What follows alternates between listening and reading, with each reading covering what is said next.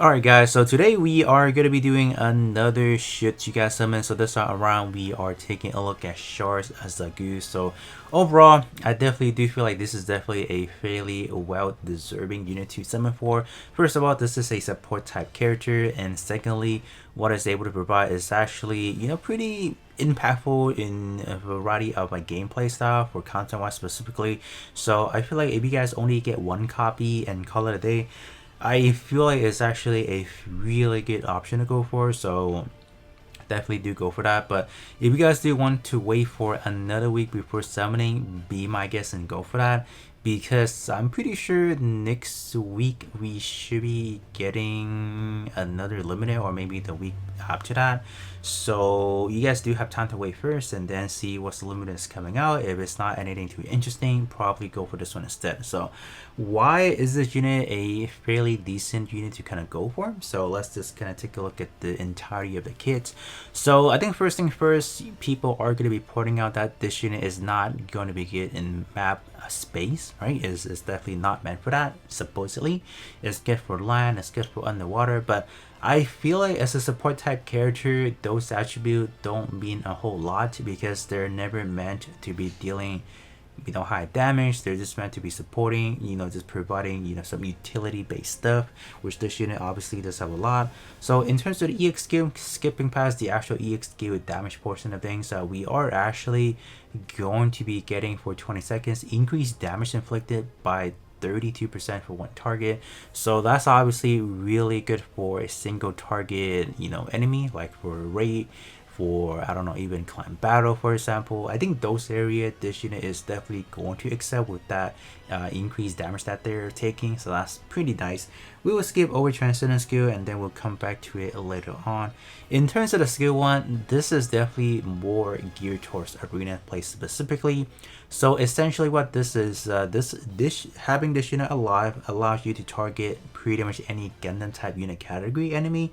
So that does allow you to kind of play around your arena setup a little bit different, because let's say they place a tank in front, let's say it's not Gundam type oriented, but they have Gundam type unit behind them.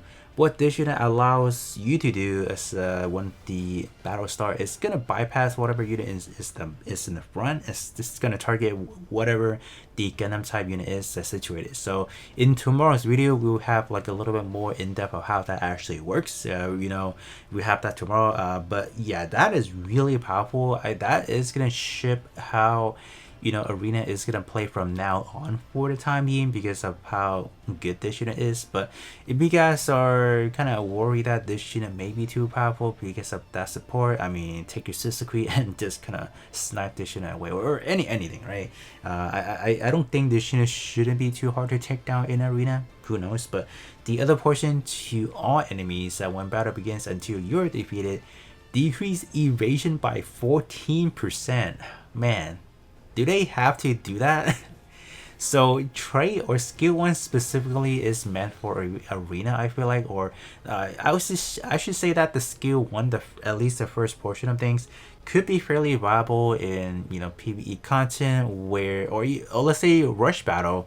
In rush battle, most of the time we have a mix of Gundam type and then we have some Xeon stuff. So for this unit, I think it's gonna allow us to take down some annoying enemy like New Gundam, providing the healing, or some other units out there. So it's actually not that bad. We'll definitely have to take advantage of whatever we can. So yeah, this is good.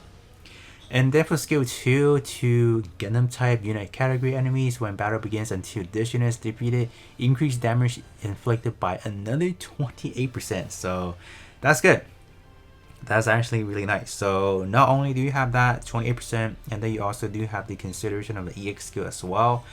Dude, this unit is looking good, and this is to all right, this is not to just one, this is to everyone. So yeah, I mean, this is good.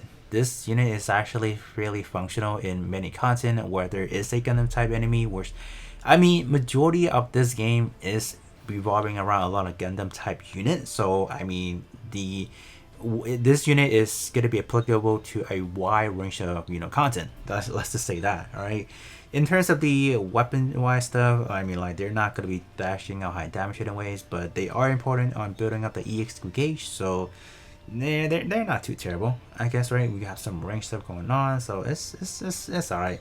Coming back to the Transcender skill, so whenever you're on underwater map, increase EXQ gauge recovery by 50%, and then to one targeted enemy unit. Whenever EXQ is activated for 20 seconds, decrease evasion by another 25%.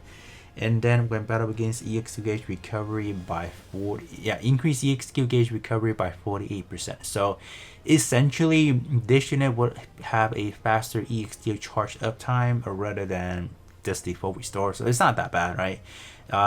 The first portion is gonna be good for underwater, but I mean, like, we don't really have a lot of good underwater map at the moment. At least things we have to play into. So for the time being, it's alright. It's not gonna be too important, so okay, it's not too terrible. But the Transcender skill is kind of like a hit and miss. You don't really need it in a sense. If you are able to pop EX skill relatively fast, it shouldn't be a problem.